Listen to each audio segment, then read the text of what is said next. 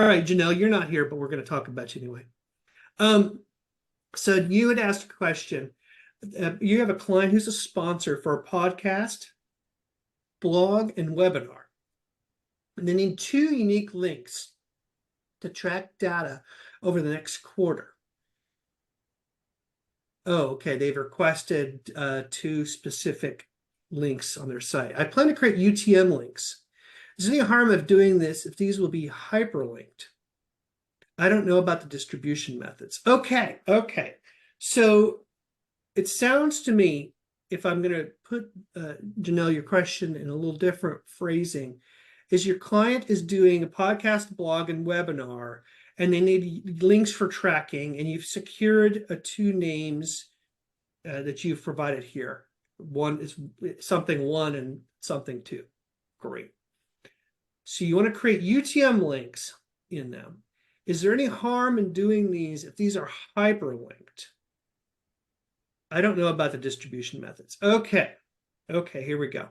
So the UTM codes that you'll be doing with this is kind of like I do with all my speaking engagements.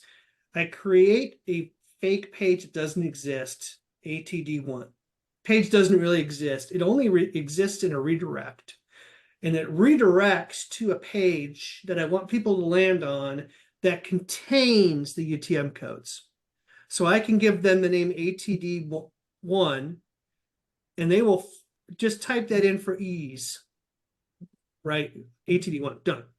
It goes, and then every time that page loads up, it has the UTM codes and tells Google Analytics how that person found that page.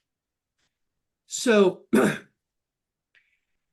that is the primary use for it. If you put the ATD1, for example, in a hyperlink, it will override what would normally come in as the referral source and medium for the normal link, which is the whole point of a UTM code. It overrides the default, and you're able to designate it. So let's say you put ATD1 in an email.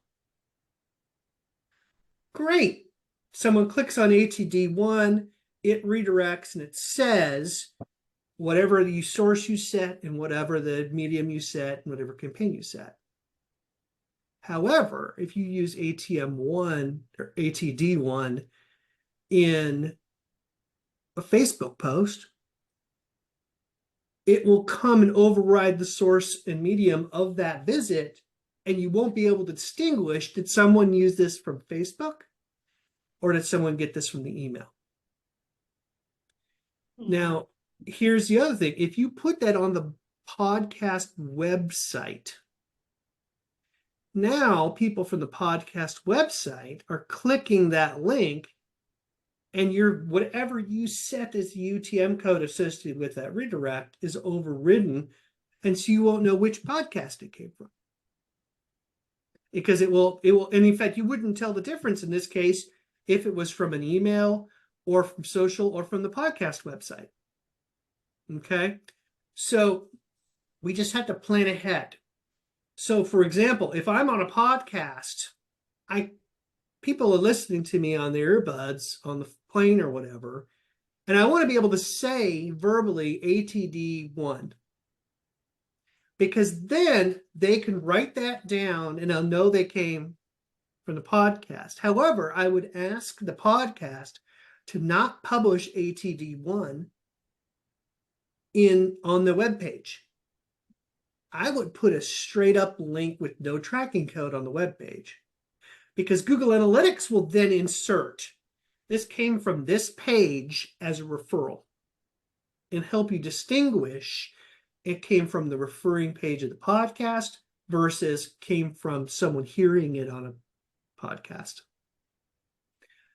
Now, in an email, emails are notorious for not adding UTM codes.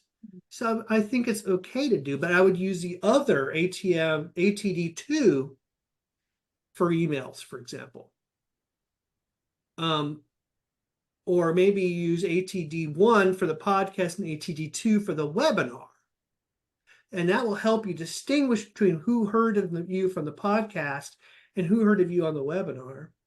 But again, if there's a page that's open to the public, don't use your tracking URLs on the page. Just link straight to your website without a tracking URL, without any UTM codes, and Google Analytics will know it came from that page because it will be able to read the referring information, the source information. So in short, use the shortened ATD1, ATD2 to distinguish verbally what's articulated, or maybe even what appears in a presentation on the webinar, because those aren't links that can be clicked. However, if you're going to have the opportunity to put links to your client's site from a podcast page or from a webinar page that's open to the public that people could then click, don't use them there, because then you'll be able to see the traffic from the one site to the second one.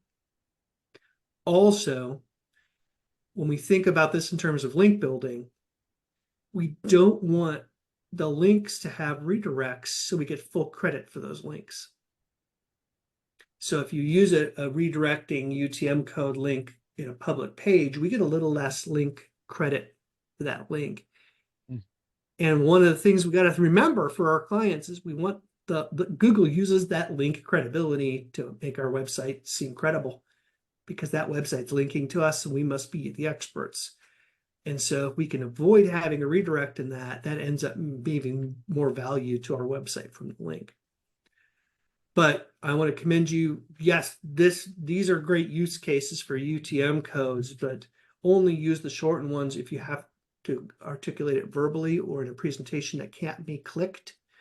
But if you're putting it on a page, putting it on something like a web page, even within your own site, you can override what Google would normally see. So we don't want to use UTM codes on clickable links on normal web pages.